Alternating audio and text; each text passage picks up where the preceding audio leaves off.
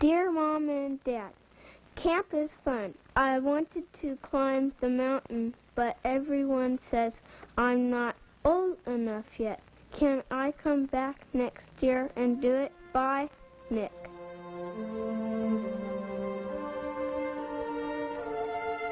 Mount St. Helens, a 9,677-foot sleeping volcano nestled in the wild abundance of the Gifford-Pinchot National Forest in southwest Washington.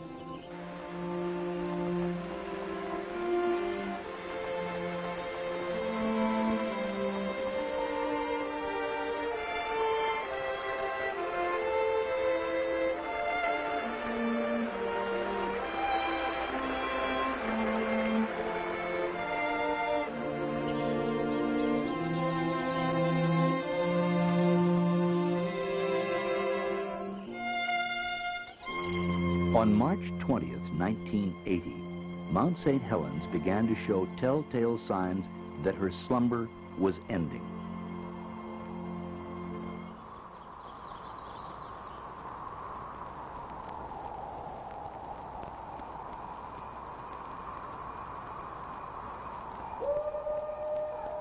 After the last great ice age had retreated northward, the Cascades were already well established, running from northern California through Oregon, Washington, and into Canada. But there was one peak amongst them that was not so well established. Compared to the rest, she was a teenage mountain, and like most teens, had growing pains. St. Helens is known to have erupted numerous times in the past. In the early and mid-1800s, she erupted again. It's small wonder local Native Americans in a variety of tribal languages called this peak basically the same thing, Fire Mountain. The view from the summit of Mount St. Helens was breathtaking.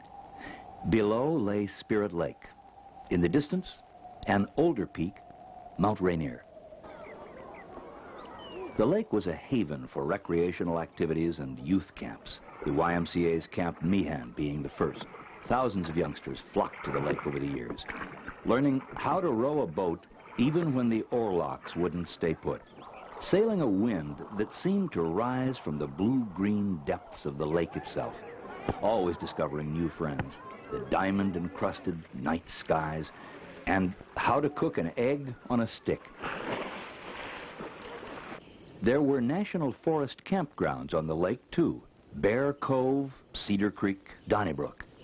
And beyond them stretched the forest. A living museum for the curious. A place as close to heaven as one could get. At Trail's End, there were places that were like living in a postcard world.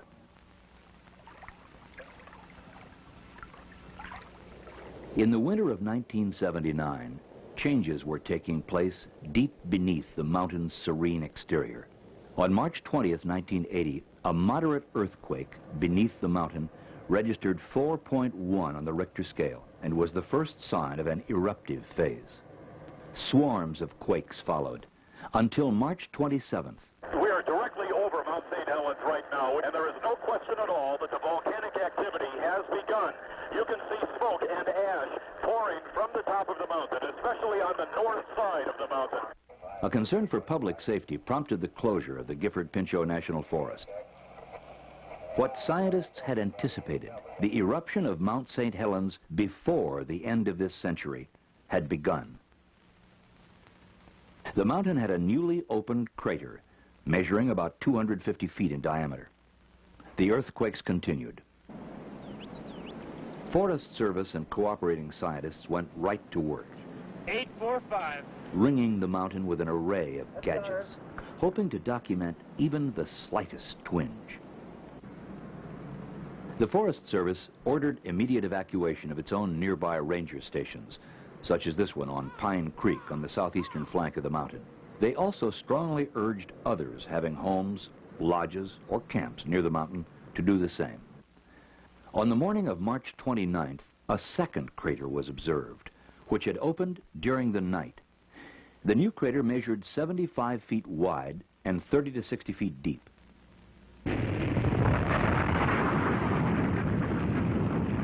On March 31st, explosive eruptions continued, and the two craters merged.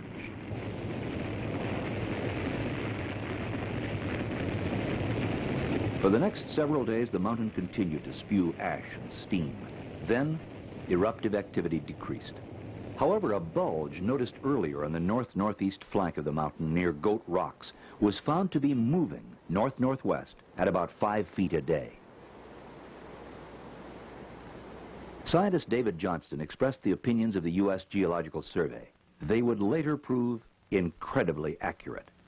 In the initial phases, we'd see probably very large eruptions that would extend high into the air. This would spread ash over large areas in western Washington, maybe possibly in an extreme case even farther east. In the near flanks of the volcano, there would be more damage done by possibly hot avalanches, pyroclastic flows. Farther downstream, we could see mudflows and floods. Because this is such a symmetrical volcano and because the crater is so high, if there's an explosion, it's probable that the debris, the very hot incandescent ash that would come down, could come down all sides. But right now, there's a very great hazard due to the fact that the glacier is breaking up on this side of the volcano, on the north side, and that could produce a very large avalanche hazard. In the meantime, the chief of the Forest Service declared part of the land around the mountain a geological area to help protect the unique features. The Forest Service and the U.S. Geological Survey were taking the mountains seriously, as did the Spirit Lake Youth Camp operators, who coordinated their efforts and, along with a donated helicopter and a large refuse bin, began hauling out. Well, the tourists come to see her smoke, and they all think it's one big joke. That mountain's just a molehill in disguise. But when that lava starts to ooze, they'll be running the heels off their shoes. Heck, we just thought she was over-publicized. But the effects of Johnston's words were lost on most people, who were more interested in Mount St. Helens as just another roadside attraction. It's gonna rock, it's gonna roll, it's gonna leave a nasty hole. It'll be too late to find a place too high. As far as we know, it's just a joke. Well, not really a joke, I guess, but it could last 100 years. We're gonna stay till the rocks start falling, I guess. Hey, you don't mind working in the shadow of the mountain, then? No, not at all. There's nothing to be scared of. More dangerous than one of them trees falling on the backside than there is a mountain of exploding. For 83-year-old Harry Truman, operator of St. Helens Lodge, nothing was about to move him from the shadow of his beloved mountain. Harry wants to stay, and he's not going to leave, so, and he's thanked us for our concern for coming. It's definitely a mistake. Somebody done it to cause trouble for me and the law and everybody else.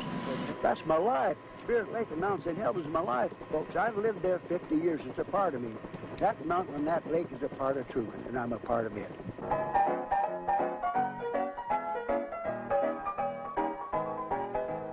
The pressure was building, but Harry wouldn't budge.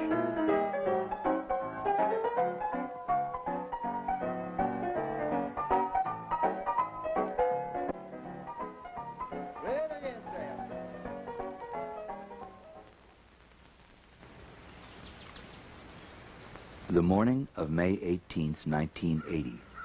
It was like any other Sunday morning for a Forest Service tree planting crew on the lower southern flank of the mountain. Until 8:32 a.m.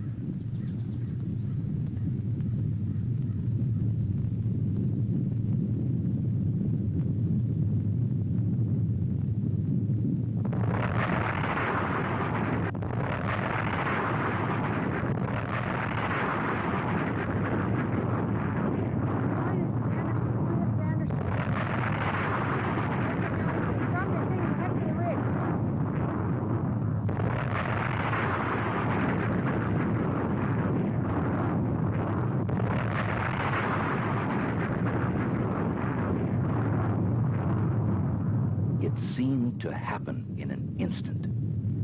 A cubic mile, tons of ash, rock, and ice were rocketed into the stratosphere. The cloud reached nearly 14 miles into the sky. The view was spectacular, But the wind was blowing in a northeasterly direction, and from that point of view, the clouds seemed like the end of the world. The skies grew dark, and at noon it was pitch black in most of eastern Washington. Everyone to not panic. If you want to start getting out some water supplies now, Life in the ash storm came to a gritty halt. I'm sorry, the road is closed from here any further east. Okay. This is as far east as you can go. Those who could move, however, moved quickly. The 304th Aerospace Rescue and Recovery Squadron from the Portland Air Base was called in to find geologist David Johnston, who was manning a scientific lookout above Coldwater Creek, 6 miles northwest of the mountain.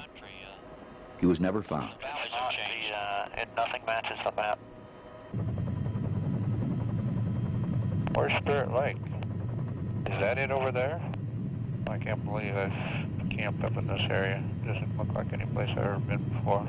As most of you already know, we had a major eruption occurring at 8:32 approximately this morning on Mount St. Helens. The first report that we actually got about the eruption was from Forest Service personnel that were administering a tree planting contract, and they reported over the radio to us that an eruption was occurring, and it seemed to be about 100 times greater than one that we've ever had in the past.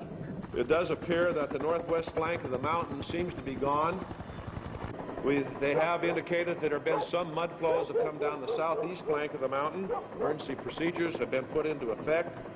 At 10:15 this morning, Ecological County reported that a 12-foot wall of water was coming down the Toutle River, and this was verified by the Washington State Patrol. The largest rescue mission in the history of the Northwest was soon underway. Look to the left now. Good. Give me a hand with that. That from over here? Military helicopter units and other rescue squads joined the effort, coordinated by the county sheriff departments. By the end of the rescue operations, which lasted 2 weeks, more than 170 people were brought to safety. But in the final count, 61 were dead or missing. Japanese car of some type. Rotor wash from the helicopters kicked up great clouds of ash, making rescue difficult. In many places, it was impossible to land. Rescuers were lowered by cable to assist survivors who were then reeled to safety. Tons of ice and snow, melted by the intense heat of the raging volcano, mixed with the ash and began rampaging down the flanks of the volcano. One mudflow reached Swift Reservoir, about 10 miles to the south. But it was the debris-laden walls of water which tore down the north fork of the Toutle River that proved most spectacular and devastating. There is a mudslide down the mountain right now. Get up, Clifford! Let's get on filming it.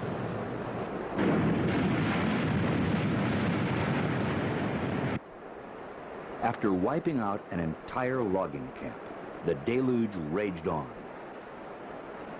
In a matter of hours, this river of destruction surged under the Toutle River Bridge on Interstate 5, closing the main arterial between Portland and Seattle. Entire forests and logs, hundreds of years old, roared past stunned onlookers. From the Toutle to the Cowlitz to the Columbia River, first attempts at clearing the debris became exercises in futility. For the first time in decades, the lower Columbia River was closed to freighter traffic. The raging torrent had left its mark.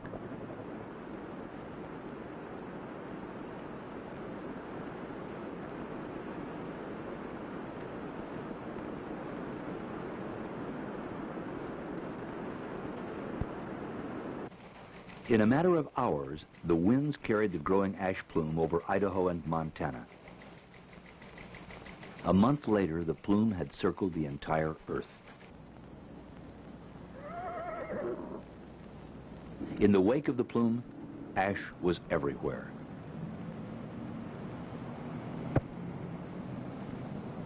In some places, the price of a surgical mask quadrupled. Ash doesn't melt. Water turns it into a thick, grimy substance like wet cement. It's as back-breaking a job as moving a mountain should be.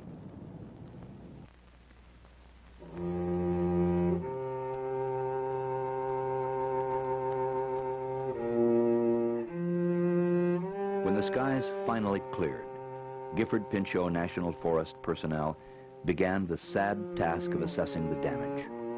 Acres upon acres of prime timber flattened. Bridges, roads, campgrounds, trails, all obliterated, buried, destroyed.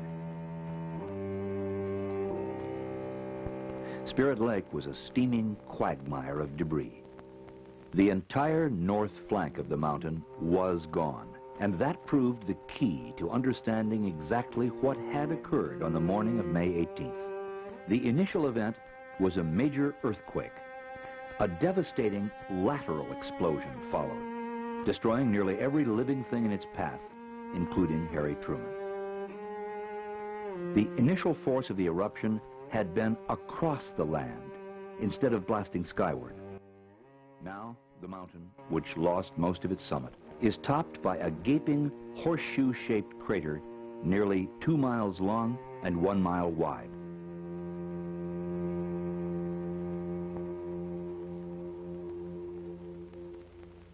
The perilous vantage point of a still photographer and the actual recorded voice of an eyewitness with a two-way radio bring the tremendous force of the May 18th eruption into chilling focus. Oh, I just felt an earthquake, a good one.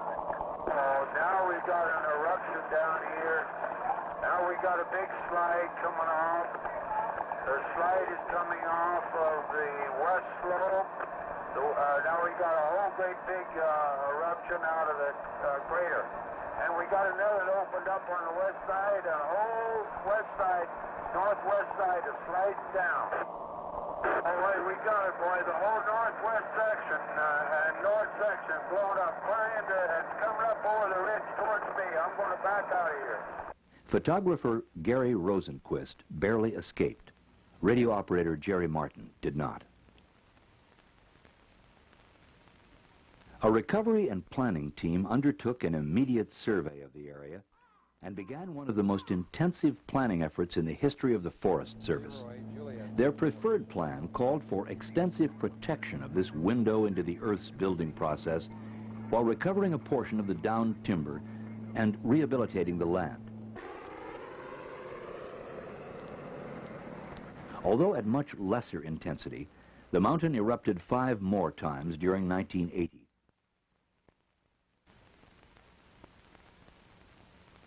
This eruption, on July 22nd, was photographed on time-lapse by amateur photographer Jerry Whitaker of Woodland, Washington.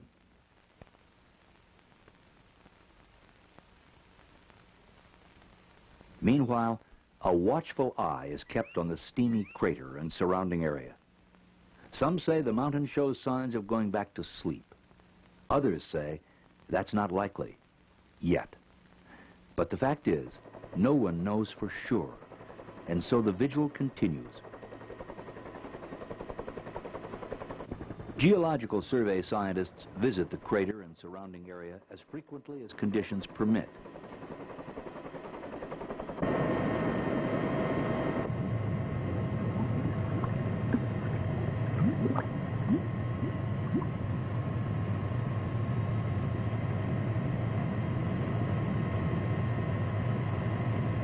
Rock samples are collected. Distances between established points are measured electronically to detect any swelling or deflation of the volcano.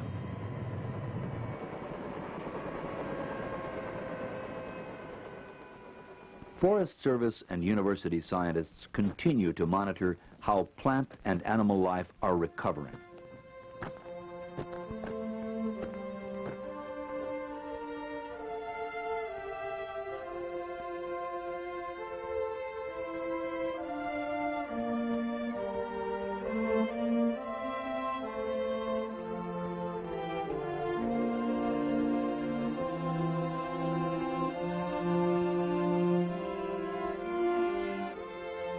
Volcanoes are secretive and unpredictable things. St. Helens could stay active for a week, a decade, longer. But sooner or later, by one manner or another, she will change again. That's the way it is with volcanoes. To be sure, much will happen in the meantime. Trees and huckleberries and wild animals will return to the mountain's flanks. Spirit Lake will become clear and blue-green again. gurgling streams will again be favorite haunts of the trout and the fishermen. But for now, we have a landscape in transition, a rare opportunity to learn from the Earth what the Earth is made of, why it changes, and perhaps even when it will change again. For those who find the loss of a mountain as it once was difficult to bear, there is consolation in a long-range program which will protect the marvel of the area's natural recovery, allowing many generations to replay the instant of destruction, while at the same time being eyewitnesses to the magnificent healing powers of nature.